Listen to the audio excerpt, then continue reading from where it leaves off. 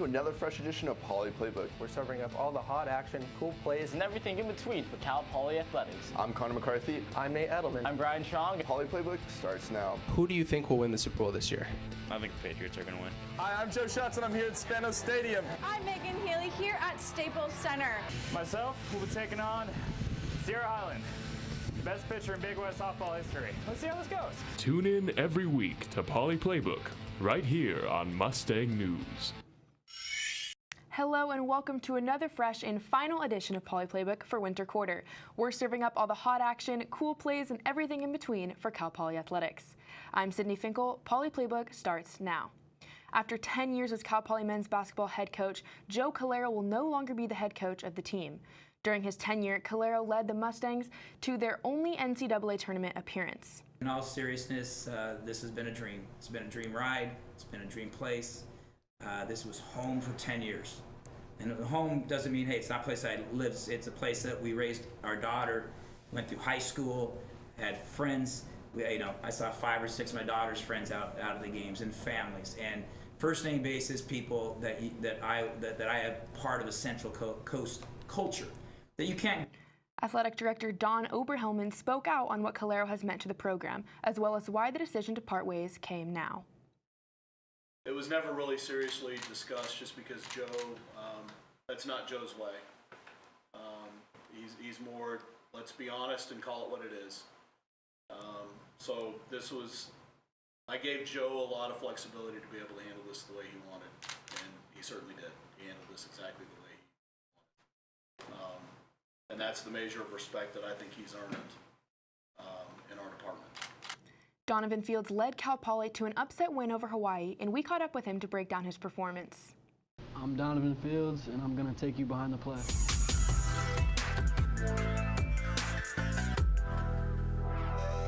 Like, there's a lot of stuff that happened when we were in Hawaii. Like, things were said that, that we didn't like. Like, we play a game, somebody talks trash to you, and you see him again the next game. You just got to get him back. So this game was all about revenge. This is a revenge game. So in my mind, I'm just thinking move the ball, get the offense flowing, get the ball moving side to side. Right when he cuts me off, it was just like, all right, move, get out my way. I kind of pushed him. It's kind of a legal play, but it's just part of the game. So it's all about creating space. So like that's one of the things that I try to do. Just create as much space as I can because of my size so I can be able to get my shot off. Right elbow, and he connects. All right, this was just a rhythm play.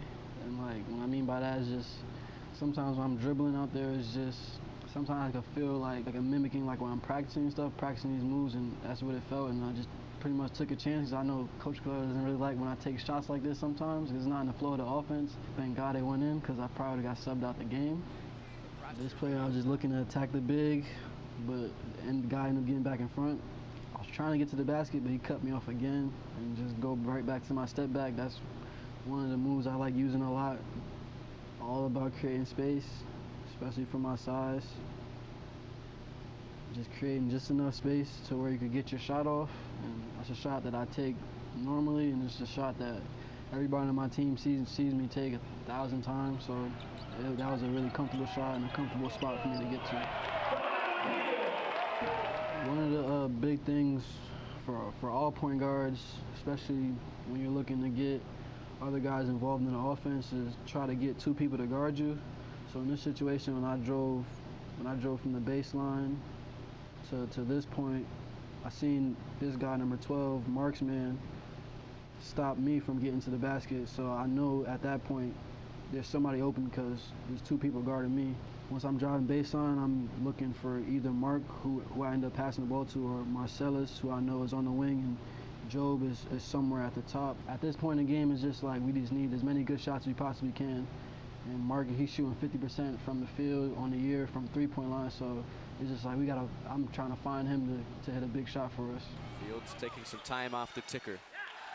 Being watched at a distance from Sharif Drameh. 40 seconds left. Just a little context for this play. This guy guarding me, he was talking trash the entire game. Me and him was going back and forth, just talking the whole game. And so I know this is my chance to finally get him one-on-one at the top to take my shot and see what goes down. So now I'm just sizing him up right here, faking, just another step back play. Yeah, as soon as it left my hands, I actually felt like it was going in, but then as soon as I hit the rim, I was like, oh damn, I missed. But then I saw it pop up and hit the backboard and it fell in, and I was just like, wow, that one really went in, but it was just a really good feeling to see that one fall. It was just like one of those moments where you get one of those big buckets, like one of my old teammates, Victor Joseph, he has one of those, like, we say them cold buckets, like, it's just one of those moments that just lasts forever. Like, you'll never forget that moment, and that's what that play was for me. Senior guard Donovan Fields finished his Cal Poly career as the only player in program history with 1,000 points, 300 assists, and 100 steals. One of the top scorers in program history, senior guard Donovan Fields will be playing in his final game in Mott Athletic Center. It's been amazing. It's been my dream to play at this level, so just to live out that dream has just been something like amazing. I can't believe I'm still here to this day. But just to go out these last 2 games, I just want to go out with 2 wins, hopefully. So that's all that's on my mind right now. Kind of bittersweet, I wanted to win a lot more games, but I mean, I know for myself, I had a pretty good career, and all the people that I've met, all the relationships I've developed, it's been good. Especially in this situation, like, we have 2 more games left, so we just want to win. And I mean, our season still could end up keep going after Saturday. So right now, we're just really looking forward to winning these next 2 games so we could hopefully get that 8th spot in the Big West tournament. Fields currently ranks 11th on the all-time scoring list and 7th in assists. He also has the 2nd highest free throw percentage in program history, while also being just one of 8 players with 100 career steals. And he credits a lot of his success to his father and coaches growing up in Newburgh, New York. One person for sure, like my dad, like he always brought me to the gym whenever like I wanted to go shoot or stuff like that. My older brother, he played basketball, so he pushed me a lot playing basketball growing up. And, I mean, I've had a bunch of different coaches along the road that have pushed me. One coach in particular, Coach Harold Rayford, senior and junior, they're both from Newburgh, New York. So they were one of the first people to put the ball in my hand along with my father. So all those people have really been a big part of my journey. Being where I'm from, Newburgh, New York, growing up, like playing against in the inner city and stuff like that, just you had to be tough. If you wasn't tough, you wasn't gonna be able to play. You was gonna get kicked off the court, stuff like that. And at the same time, I was always the smallest guy, and everybody was taller than me. So like I had to work that much harder to play and to prove that I was able to play. He has a lot of emotions as he heads into his final home game as a Mustang and dreams of one day playing in the NBA G League. This game Saturday is probably the most anxious that I'm going to be. Senior night is in the last game in Mott. I think that's going to be the most anxious I'll ever be because I really don't know how I'm performing. I don't know how I want to perform at all because it's senior night because I kind of want to let the other guys shine a little bit more because I know it's kind of about the seniors, but I also at the same time, like I want to win and I'm still like a team player type of guy. And hopefully I get an opportunity to play professionally, or whether that's overseas or I want to hopefully make it in the G League and NBA G League, so whatever, God willing. So I'm just trying to focus on the season right now, and when that time comes to worry about that stuff, I'll worry about it. Story Milam, Mustang News. Senior guard Marcellus Garrick also played his final game as a Mustang after 2 years on the team. After transferring to Cal Poly from junior college 2 years ago, senior guard Marcellus Garrick has become one of the most explosive players on the men's basketball team. He currently leads the team with the most points in a single game this season, 30 points at Long Beach State, and is 2nd in points per game. Well, at first, it was really just I wanted to go anywhere that was going to give me a full ride. But once I started getting D1 interest and I started getting other D1 offers, I was like, okay, maybe I'm a Division I player. And, so I thank them coaches for giving me the opportunity. After coming to Cal Poly, Garrick had to adjust from being the go-to guy in community college to playing on a team full of Division I athletes. And like I went from the #1 option to, in JUCO my sophomore year to come in here, and I had to kind of like play with other people because there's better players or there's the players the same skill level as me, so you got to learn how to adapt. The highlight of Garrick's time as a Mustang has been sharing the court with his teammates. Probably just playing with like the people I've been playing with, like all the memories I've made, good, bad, Don, cool, everybody. It's just the memories is probably what I'm gonna miss the most about everything. Just even the people too, fans and all that. While Garrick wouldn't mind having a big game on senior night, he is currently focused on closing out the season with one more win. I just want to win, but I mean 30 ball would be cool, like a 40 ball, that would be pretty cool, but I just want to win, you feel me? Jay Serrano, Mustang News. Senior forward Kuba Nijo played his final game for Cal Poly as well. After playing basketball in Poland and at a community college in Texas, senior forward Kuba Nisho transferred into Cal Poly and quickly became a key player during his 3 years with the team. Nisho says that getting to come to California was a major reason he decided to play at Cal Poly. I went to a very little junior college in middle of nowhere in Texas, and when I got here on my visit, it was just like a whole new world, you know, California. I've never been to California. I'm originally from Poland. So that was something I always dreamed of, you know, live in California, go to Cal Poly, and once I got the offer for coming here and playing for Cal Poly, I said yes right away. Nisho says that the highlight of his career as a Mustang has been the teammates and coaches he has gotten to play with over the last 3 years. Just being able to play with guys like Marcellus and Donovan is something outstanding, and you know, this is our last year as being together, play together, and those last 2 games, you know, as friends, I think the relationship I've made here, the friends I've made here, just the people. I really appreciate the people at Cal Poly. Going into his final game at Cal Poly, Nisho says that he's looking forward to sharing the court with his friends and teammates one last time. What I want to accomplish is go out there and compete with my brothers for the very last time and just made them and made myself proud, you know. Jay Serrano, Mustang News. Senior point guard Di Staley scored a career-high 23 points to carry the Cal Poly women's basketball team to a win over Long Beach State. Here's a look at the highlights. With their worst start to Big West Conference play in program history, the Cal Poly women's basketball team were looking to turn their season around, hosting Long Beach State on Wednesday. While the 49ers got on the board first, the Mustangs kept it close, trailing 26-29 at halftime. With a minute and a half left in regulation, it looked like the 49ers might have pulled away with their largest lead, Cal Poly trailing 44-50. That was until Hannah Vasila made a three-pointer with just 19 seconds left, and the momentum shifted. Just 8 seconds later, the senior, Di Staley, pulling up at the top of the key, ice in her veins for the three-pointer, the game-tying shot to send it to overtime. And in the extra minutes, Staley would not be stopped. Another shot, this time from way downtown, the team captain leading by example. Cool, calm, and collected. Walking it in for three, nothing but net for Staley. And the Di Staley show doesn't stop there. Driving in for the jumper, Staley scoring 10 points in overtime, Cal Poly winning 66-59. Staley marking a career-high 23 points. She also dished out 6 assists to surpass the 300 assist mark. Hannah Vasila added a season-high 19 points. With the win, Cal Poly are now 8th in the Big West Conference, just 1 win ahead of UC Santa Barbara.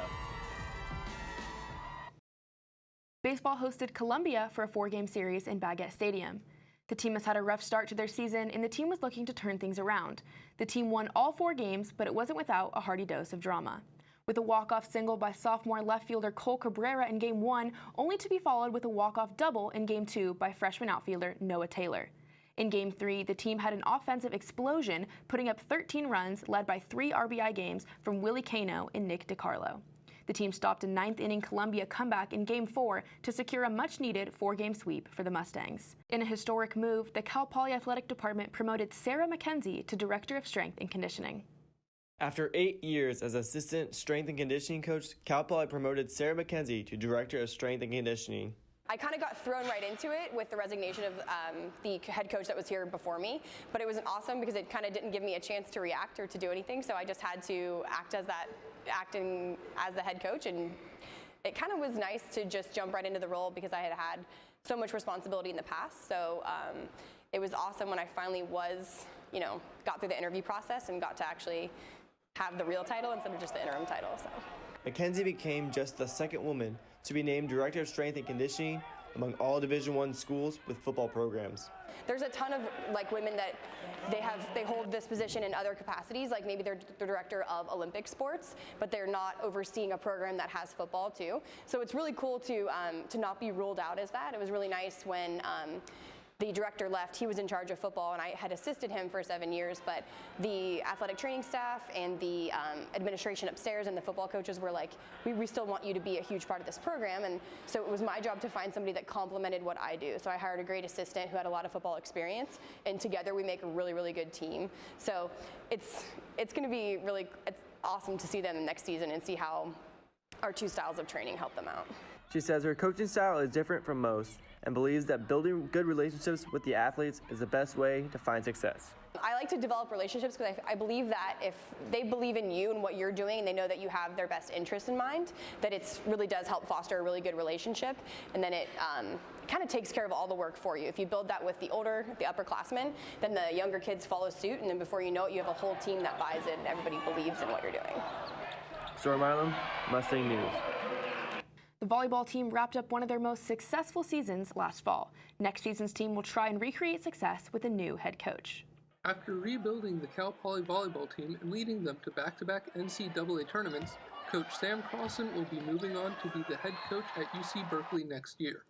Cal Poly's new head coach is Carolyn Walters, Crossan's former assistant coach who has been with the team for 10 years and played a key role in the team's success. And I was fortunate enough that our head coach, Sam, the past few years has let me do so many things within my role as an assistant and gave me the flexibility to do as much as I wanted. So this transition will be rather seamless. It already has been. I feel like I have a good grasp on things and I'm very excited for the future.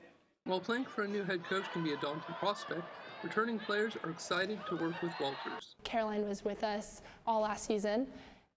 But having her be the head coach, it was so fun and so awesome, and just seeing her take on that more leadership role was so cool. She just takes it and runs with it, and I have full confidence in her that it's going to be amazing. Walters' approach will not be identical to Crossan's, but spectators won't see any major differences between last season's team and this one. We have a good thing going, and I don't think that it's necessary to make many changes from that.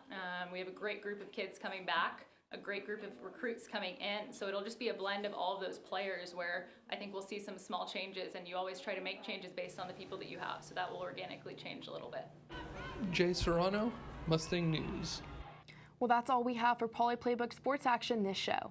You can follow us on Instagram and Snapchat, or you can log on to mustangnews.net for continuous Cal Poly sports coverage. I'm Sydney Finkel. Good luck on finals and have a great spring break.